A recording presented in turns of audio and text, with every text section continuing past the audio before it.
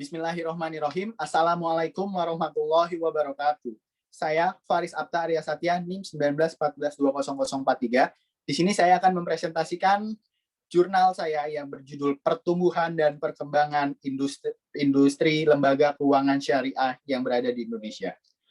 Oke, mari kita mulai dari definisi lembaga keuangan syariah.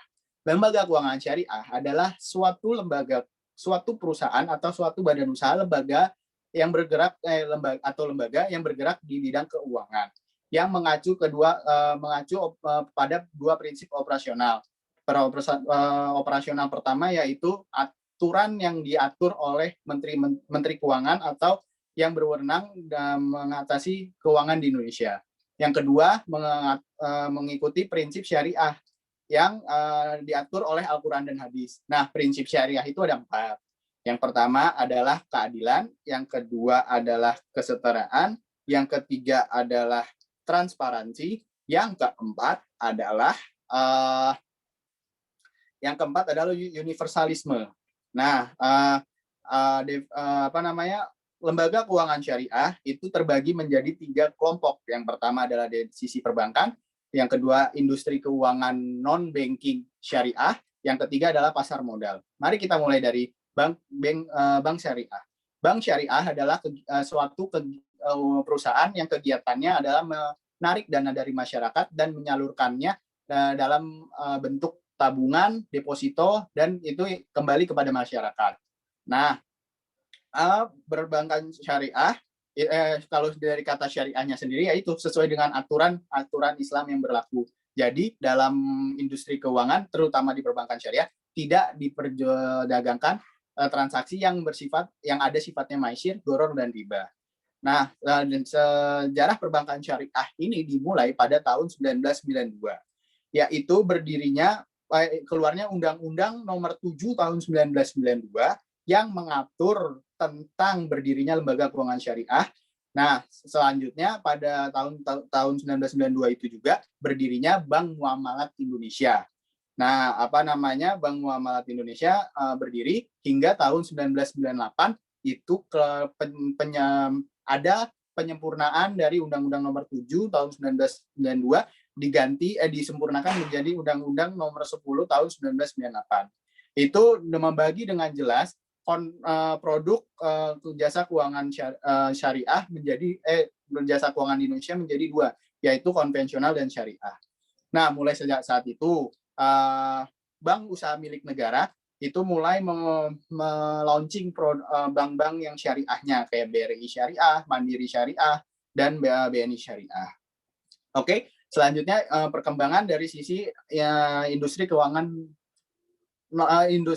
non-bank syariah itu dimulai dimulai dengan berdirinya asuransi syariah pertama Indonesia yang bernama perusahaannya itulah Syarikat Takaful Indonesia.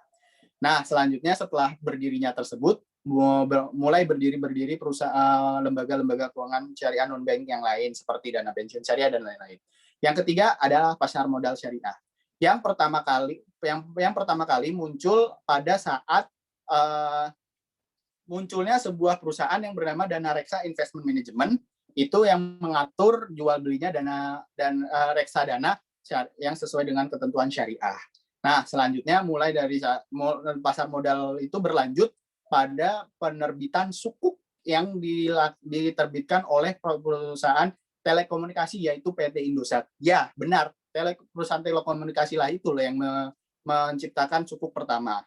Oke, dari sisi perkembangannya itu bisa dilihat juga dari sisi total aset yang telah dikumpulkan oleh unit-unit lembaga keuangan syariah yang dari sisi perbankan. Pada tahun 2018, sisi perbankan asetnya mencapai total 489 triliun rupiah. Yang pada tahun 2019 itu mencapai 538 triliun rupiah, yang pada tahun 2020 608 triliun rupiah. Selanjutnya perkembangan aset dari sisi industri lembaga keuangan non banking syariah itu pada tahun 2018 itu mencatat 97 triliun, tahun 2019 mencatat 105 triliun, pada tahun 2020 mencatat 106 triliun. Selanjutnya dari sisi pasar modal total aset yang dicapai diraih 2018 mencapai 700 triliun, tahun 2019 824 triliun, dan tahun 2020 mencapai 1.077 triliun rupiah. Nah, market share dan lembaga keuangan syariah ini juga menyumbang aset kepada negara. Dari sisi perbankan, perbankan syariah menyumbang 5,96% pendapatannya ke negara, menyumbang ke negaranya. Terus habis itu dari sisi lembaga keuangan non-banking menyumbang 4,13%, dan dari sisi pasar modal syariah menyumbang aset ke negara sebesar 15,30%. Oke, mungkin cukup sekian penyampaian materi dari saya. Ya, mungkin seperti itu perkembangan lembaga keuangan syariah di Indonesia. Kurang lebihnya mohon maaf. Wabillahi taufiq wal hidayah. Wassalamualaikum warahmatullahi wabarakatuh.